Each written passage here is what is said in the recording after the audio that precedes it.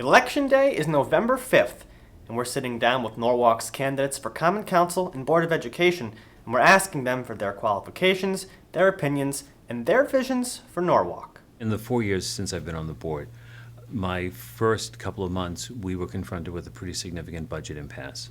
The city taxpayers just didn't have enough money. They could not afford an increase in taxes to fund everything that the then interim superintendent wanted. So I undertook a line-by-line analysis of the budget, questioned every assumption, questioned every line item, and questioned all of the underlying calculations that were used to create that budget. And what I found was that there were millions of dollars of waste, mismanagement, and just outright mistakes. That started a process that worked quite well until the 2012 budget, where we were actually able to present to the city and to the taxpayers, as well as to the Common Council and the BET, an accurate assessment of what we needed.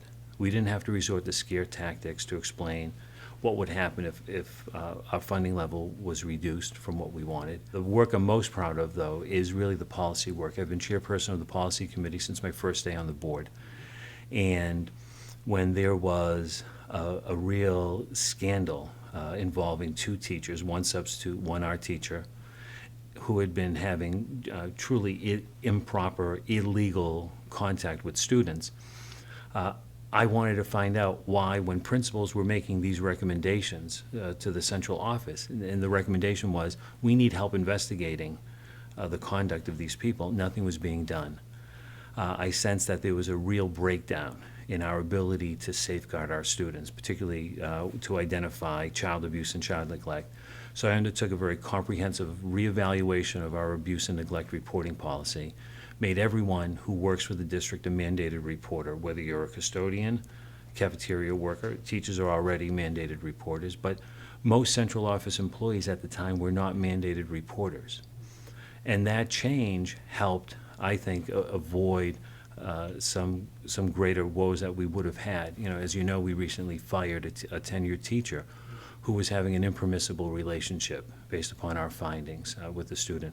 And although the teacher wasn't convicted of a crime, the policy that I had redrafted gave us the authority to immediately put the person out on suspension, and led to our ability, I think, to terminate the person. I've also rewritten the policies regarding not just student-on-student bullying, which was a state mandate, but we expanded it one step further. We've worked very closely with the students at Brian McMahon for the Center of Youth Leadership.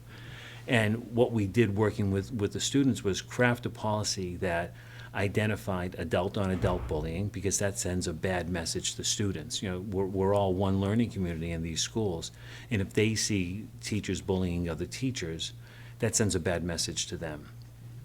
And we also wanted to regulate what kids felt was a real problem in some instances in which teachers would bully students.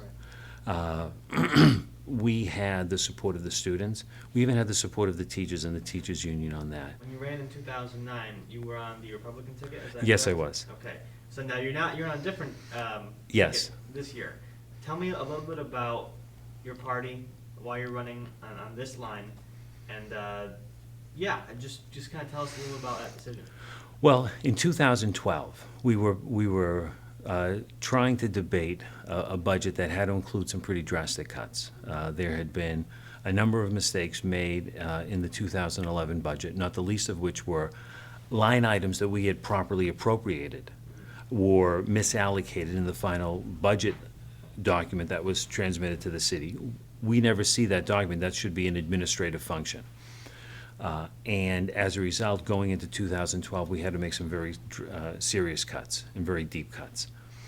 There was a movement by the majority on the board, and it was the majority of Republicans on the board, that the cut should be made by focusing on teachers. We were going to balance the budget by laying off teachers. That's wrong for a couple of reasons. First, kids do better in smaller classrooms. And if you lay off teachers, you're going to crowd kids into classrooms. And we've had that problem, particularly at Brookside.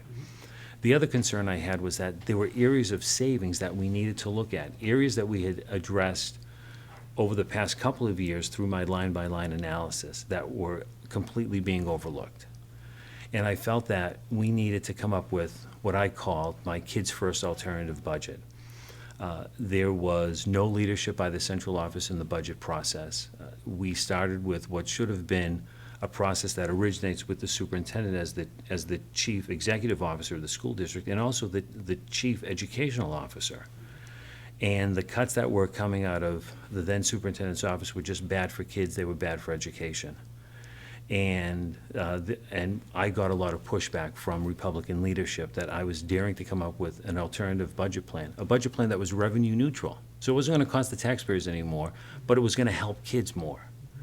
And that started not just my thinking that it was time to look for a better way to serve as a Board of Ed member, but it also caused a number of citizens to think the same thing, that the party that was supposed to stand for fiscal accountability and responsible governing of a school district were abandoning those principles. And in fact, there was some comments in my profile in the Hour today in which the chairperson of the GOP all but admitted that I wasn't towing the line.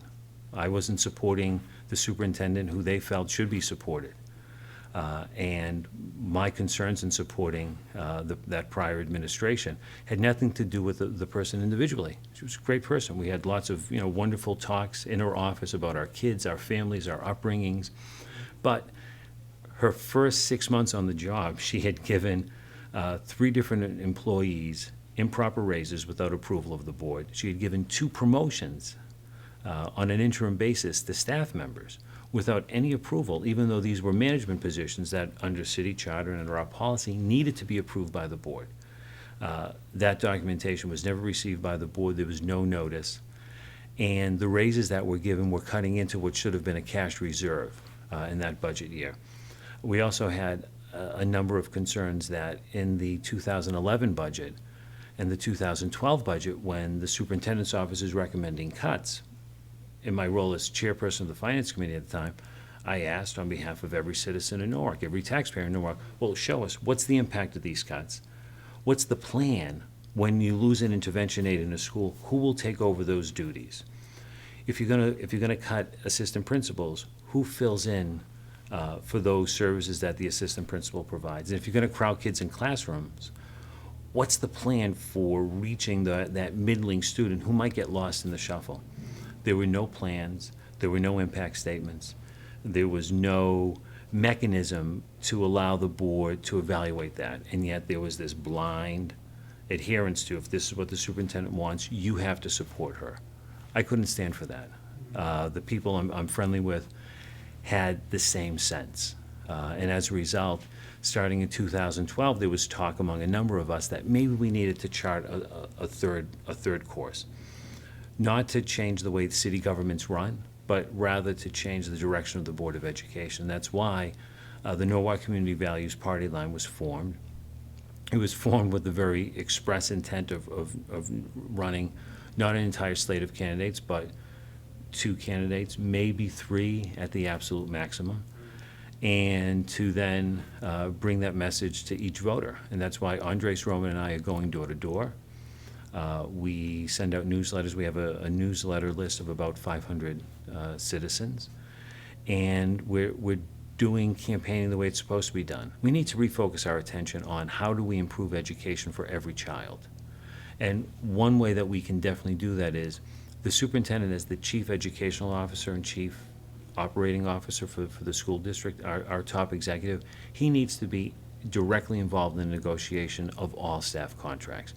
We can't have a subgroup of the board following their own individual political agenda and then bringing matters to arbitration, which binds the Board of Education, and yet for the teacher arbitration, there was no vote of the Board of Education to take that matter to arbitration.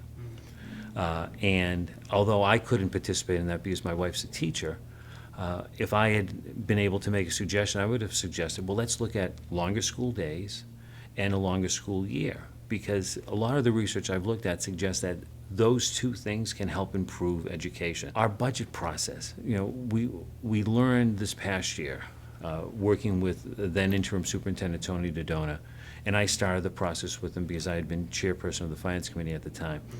by having an honest dialogue with the community, actually going out, we went to all of the middle schools, and having a frank discussion about, this is what our funding limitation is, because the taxpayers can't afford anymore.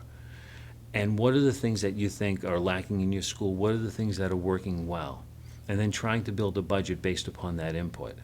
That worked for this past year, and I think that we need to continue that work. We need to make sure that the budget process is as open and transparent as possible. When I talk to parents who have spoken before the board, who have written to board members, it's 4 years later when we talked about communication, and they get pro forma responses.